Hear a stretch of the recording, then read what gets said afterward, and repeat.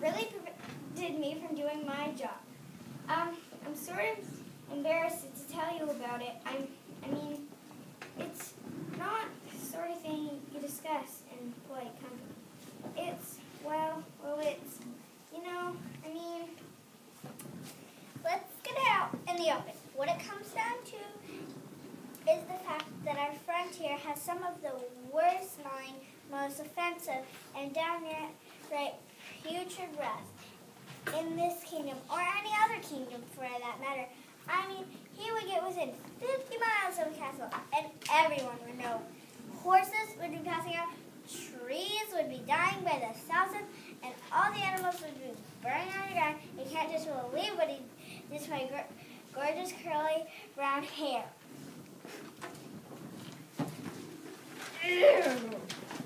Yeah, that's gross.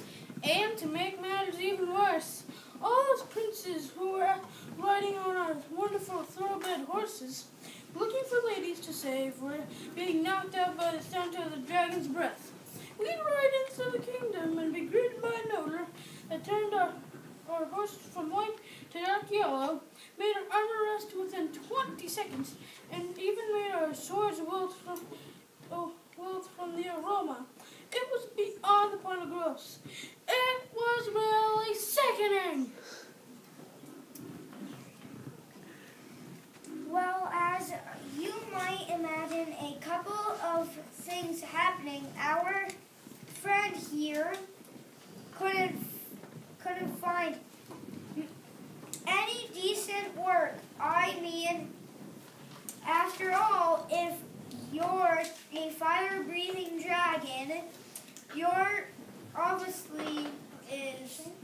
occupation is obviously going to be breathing fire all over the place, rising, wreaking havoc around the people in the kingdom, scaring poor, decent young maidens, and making sure that all those worrying knights have something to do with all their free time. But because the dragons couldn't get within 7 miles of any castle, that meant the dragon couldn't do the job he was trained for, and a lot of people couldn't do their job either.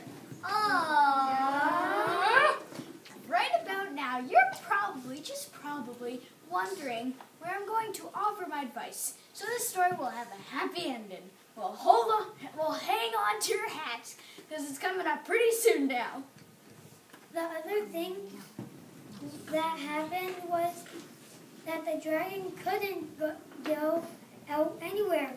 Once he left his cave, people from miles around would know that he was out, and they all began putting on their gas masks and hiding in the castle cellar. Nobody was around to greet or much less fight with the dragon. The dragon began to feel dejected and began spending more and more of his time in his cave. He didn't come out for long periods of time, and that meant that no one had anything to do in stores like this. Hold on, my perch. Right. Oh, sorry.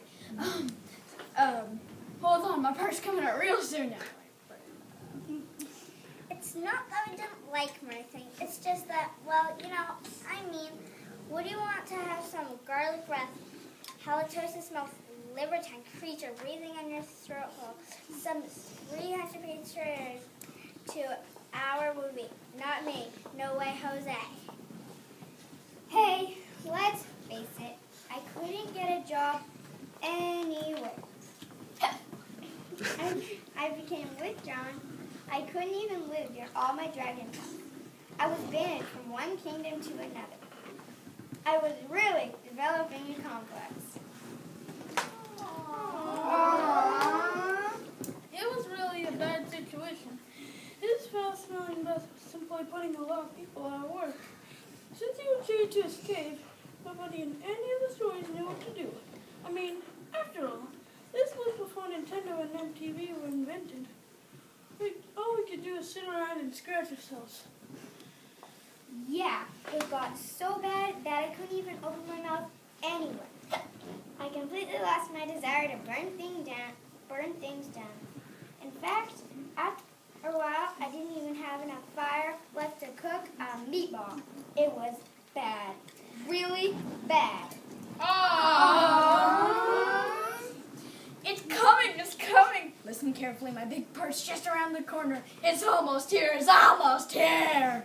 No one knows what to do after all. They really enjoy having fire-breathing dragons in the neighborhood, but not one with the breath like an old breathing goat, rotting goat.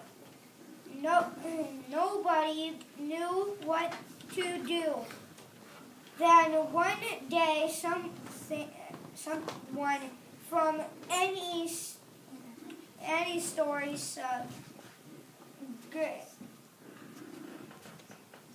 suggested that the dragon got to the top of the mountain and asked the wise old man for any ideas, and so the dragon did.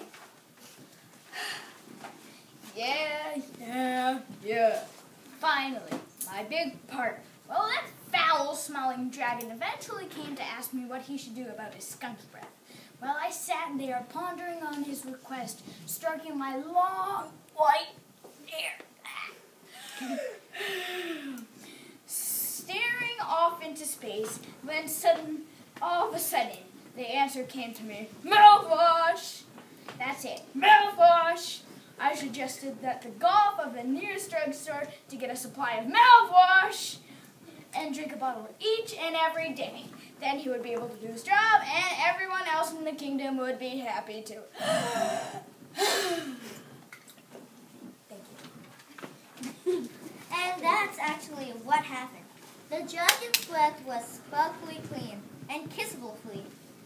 He was able to walk up to the castle without everyone dropping like flies. He was able to snatch beautiful young princesses, just like a beautiful princess here, and run off into the forest, and all on handsome young princes, just like a handsome prince here, were able to keep their job, saving those damsels in distress. The wise old man of the kingdom, just like our wise old man here, was celebrated in song and dance. And as you might imagine, everyone lived happily ever after. Hip hip hooray!